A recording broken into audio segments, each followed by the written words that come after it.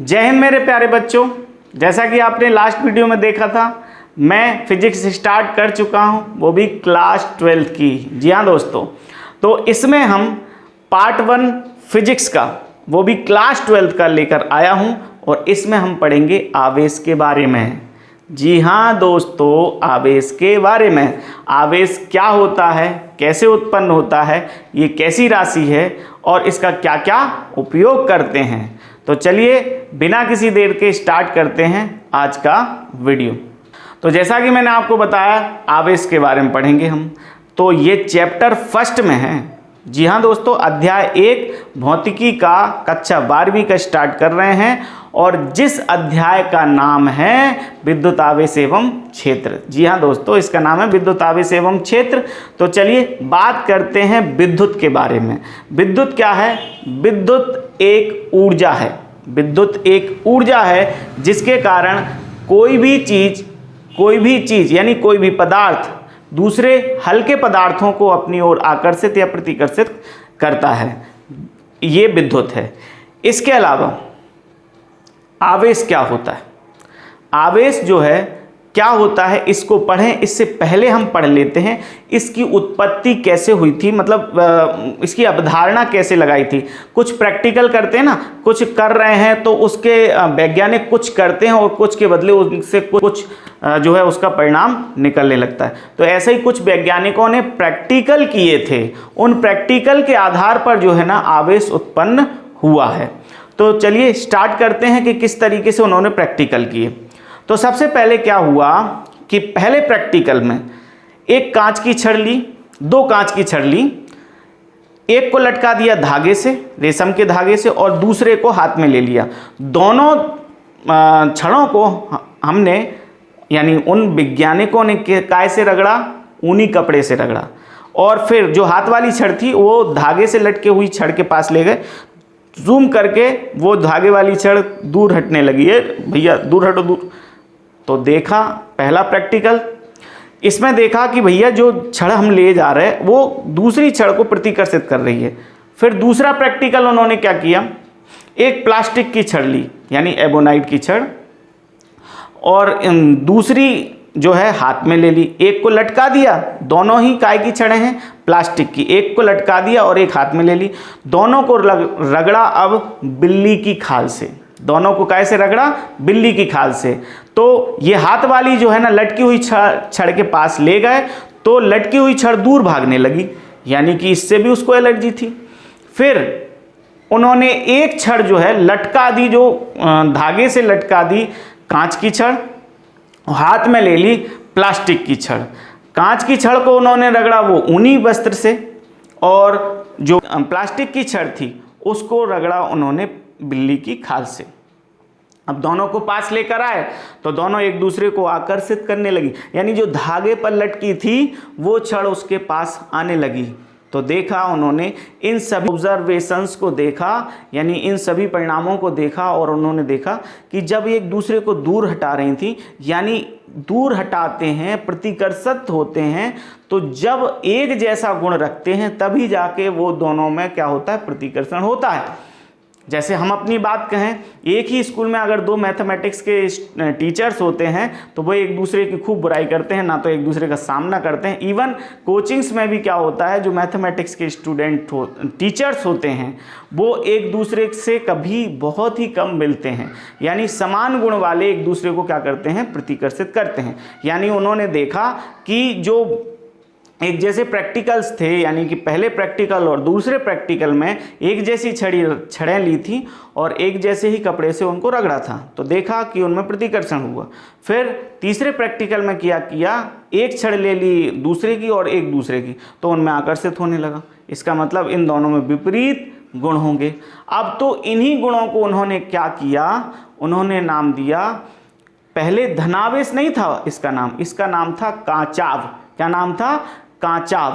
फिर और जो ऋणावेश था वो ऋणावेश जानते ही नहीं थे, लेकिन उनको नाम दिया उन्होंने क्या, रेजनी। ऋणावेश को रेजनी। अब ये जो धन और ऋण कैसे आए, इससे पहले जो है ना विद्युत से पहले चुंबक की खोज हो गई थी, तो चुंबक में 2 ध्रुव थे, धन और ऋण। ठीक है, यानी कि कह सकते हैं उत्तरी ध्रुव और दक्षिणी ध्रुव। तो उन्हीं के हिसाब से इन्होंने उनको भी नाम दे दिया, यानी कांचाव और रेजनी। बाद में जाके इनका नाम जो हो गया वो क्या, धनावेश और ऋणावेश। ठीक है, तो अब बात करते हैं आवेश की। ठीक है, अब आवेश के बारे में जान गए, अब बात करते हैं आवेश की परिभाषा। आवेश की परिभाषा होती क्या है कि किसी पदार्थ का वह अंतर्निहित गुण जिसके कारण वह अपने चारों ओर विद्युत चुंबकीय क्षेत्र उत्पन्न कर लेता है। जी हाँ दोस्तों, विद्युत क्षेत्र भी और चुंबकीय क्षेत्र भी दोनों उत्पन्न कर लेता है, तो उसके इस गुण को हम क्या कहते हैं, आवेश कहते हैं। आवेश जो होते हैं वो दो प्रकार के होते हैं, धनावेश और ऋणावेश।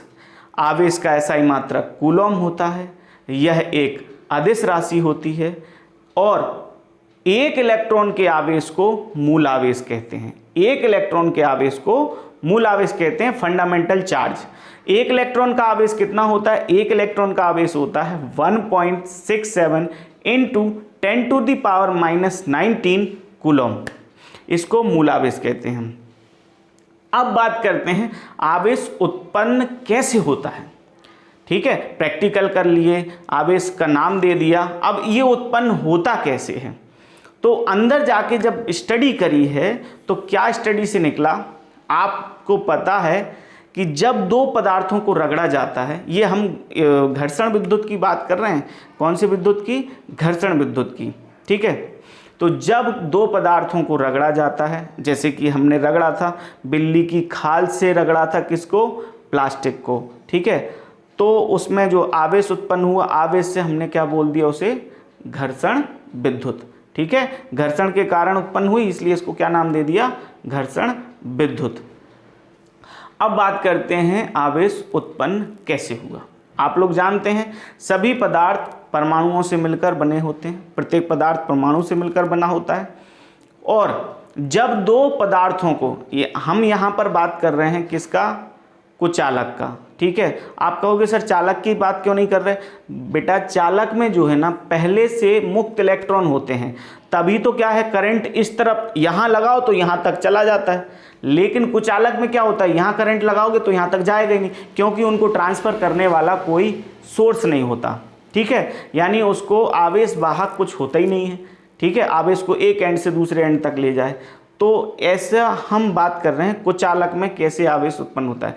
जैसे हम बात करें, सूखे बालों पर कंघी रगड़ते हैं तो वह कंघी जो है ना धूल के कण और कागज़ के टुकड़े अपनी ओर आकर्षित करने लगती है। तो वैसे ही जब हम किसी दो पदार्थों को रगड़ते हैं तो उनके जो परमाणु होते हैं ना, तो परमाणुओं में अंतिम कक्षा में जो इलेक्ट्रॉन होते हैं वो एक दूसरे की ओर ट्रांसफ़र हो जाते हैं, यानी कि जो ताकतवर होता है वो कमज़ोर वाले के इलेक्ट्रॉन खींच लेता है ना। एक परमाणु के पास जितने प्रोटॉन होते हैं नाभिक में, उतने ही इलेक्ट्रॉन चक्कर लगाते हैं काय में, इलेक्ट्रॉन में। इसको हम क्या बोलते हैं, विद्युत रूपेण परमाणु उदासीन होता है। ठीक है, फिर हमने क्या किया, दोनों को रगड़ना चालू किया, तो इस वाले के इलेक्ट्रॉन निकल के दूसरे पर चले गए। तो उसके पास जितने इलेक्ट्रॉन थे, मान लो कि दूसरे के पास 10 इलेक्ट्रॉन और 10 प्रोटॉन थे। अब इलेक्ट्रॉन कितने पहुंच गया, एक इधर से उधर ट्रांसफ़र हो गया, तो 11 इलेक्ट्रॉन और 10 प्रोटॉन बचे। अब 11 इलेक्ट्रॉन यानी 11 माइनस में से 10 प्लस जाएगा तो कितना बचेगा, -1। और यहाँ पर जो है, यहाँ पर मान लो 13-13 का कॉम्बिनेशन था, 13 प्रोटॉन जो कि नाभिक में थे और 13 ही इलेक्ट्रॉन, तो 13 प्रोटॉन बचे, लेकिन इलेक्ट्रॉन कितने बचे, 12। तो 13 प्रोटॉन यानी 13 प्लस में से 12 इलेक्ट्रॉन यानी 12 माइनस जाएंगे तो कितने बचेगा, +1 प्लस धनावेश। ठीक है, तो इसका मतलब क्या हुआ, यहाँ से इलेक्ट्रॉन निकला तो ये धनावेशित हो गया, और इसके पास इलेक्ट्रॉन गया तो ये ऋणावेशित हो गया।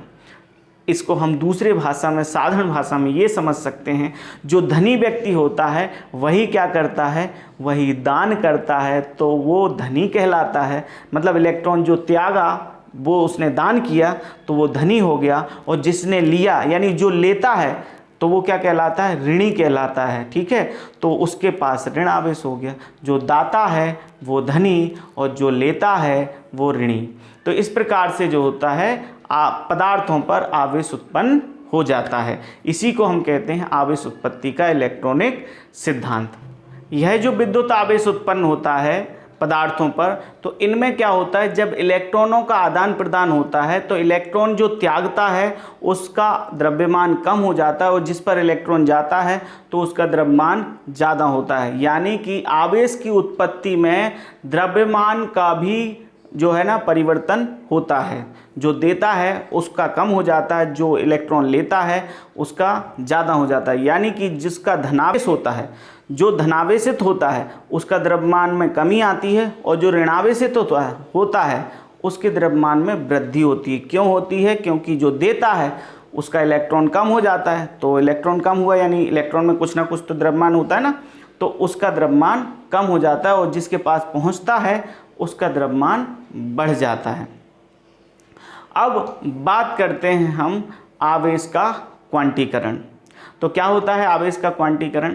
आवेश का क्वांटीकरण क्या होता है कि किसी भी पदार्थ पर जो कुल आवेश होगा वो क्या होगा, पूरा पूरा होगा, आधा अधूरा नहीं होगा। जी हाँ दोस्तों, पूरा पूरा का मतलब होता है कि एक इलेक्ट्रॉन के पूर्ण गुणज में होगा, एक इलेक्ट्रॉन के आवेश के पूर्ण गुणज में। इसका मतलब क्या होगा, किसी भी पदार्थ पर एक इलेक्ट्रॉन के आवेश का या तो दुगुना होगा या तिगुना होगा या 4 गुना होगा या 5 गुना होगा या फिर n गुना होगा। जी, तो किसी भी पदार्थ के आवेश को हम ये नहीं बोल सकते कि इसमें जो है ना आधा आवेश है, यानी कि इलेक्ट्रॉन का आधा आवेश है। जैसे Ne/2 चार्ज, यानी कि एक इलेक्ट्रॉन के चार्ज का आधा। जैसे 4.5 आवेश किसी में नहीं हो सकता, 5.5 कूलम आवेश नहीं हो सकता। कितना आवेश होगा? एक इलेक्ट्रॉन के पूर्ण गुणज में उस पर आवेश होगा। तो इसको किससे प्रदर्शित करते हैं? इसको प्रदर्शित करते हैं किसी पदार्थ का आवेश Q इक्वल Ne, यानी कि n क्या है? पूर्णांक संख्या है, ठीक है। E क्या है? एक इलेक्ट्रॉन का आवेश। अब बात करते हैं आवेश संरक्षण का सिद्धांत। जैसे कि आपने पढ़ा होगा ऊर्जा संरक्षण का सिद्धांत, वैसे द्रव्यमान संरक्षण का सिद्धांत, वैसे ही आवेश संरक्षण का सिद्धांत भी होता है। मैंने आपको एग्जाम्पल दिया था कि इस वाले परमाणु पर, पहले वाले परमाणु पर 13-13 का कॉम्बिनेशन था, मतलब 13 इलेक्ट्रॉन और 13 प्रोटॉन। इलेक्ट्रॉनों पर ऋणावेश और प्रोटॉनों पर धनावेश होता है, ठीक है। तो 13 + 13- यानी 0 चार्ज। यहाँ पर 10 इलेक्ट्रॉन 10 प्रोटॉन यानी कि 0 इस पर भी। लेकिन जब आपस में रगड़े तो इलेक्ट्रॉनों का ट्रांसफ़र हुआ तो ये धनावेश हो गया, ये ऋणावेश हो गया।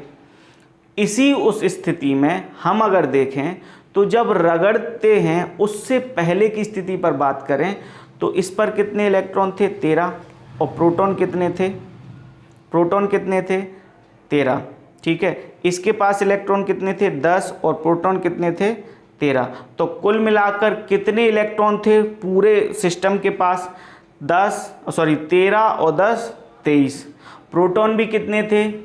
13 और 10 23, यानी कि कुल मिला के 23 इलेक्ट्रॉन थे, यानी 23 ऋणावेश थे, 23 धनावेश थे। इसके बाद अगर हम बात करें, जब हमने रगड़ा तो इलेक्ट्रॉन जो है इधर से इधर आया, नष्ट तो नहीं हुआ ना, इधर से इधर आया, तो इधर कितने बचे? इलेक्ट्रॉन 12 बचे। इधर कितने हो गए? इलेक्ट्रॉन 11 हो गए। तो 12 और 11 भी 23 ही हुए ना। ओवरऑल टोटल अगर हम मिलाएं, बस इलेक्ट्रॉनों का ट्रांसफ़र हुआ है, यानी चार्ज का ट्रांसफ़र हुआ, ख़त्म नहीं हुआ। इसी को हम क्या कहते हैं? आवेश का संरक्षण। यानी जब पदार्थों को रगड़ा जाता है तो इलेक्ट्रॉन एक पदार्थ से निकलकर दूसरे पदार्थ में केवल पक्षांतरण होता है, यानी कि कह सकते हैं ट्रांसफ़र होता है, लेकिन वह नष्ट नहीं होता। इसी को हम कहते हैं आवेश का संरक्षण। दोस्तों, आज का वीडियो यहीं तक। मैं आशा करता हूं आपको वीडियो अच्छा लगा होगा और दिन ब दिन मैं और अच्छे से वीडियो बनाऊंगा। आपसे आशा है कि लाइक, शेयर, सब्सक्राइब ज़रूर करिए ताकि मैं मोटिवेट हूं और आगे भी वीडियो बनाता रहूं। जय हिंद,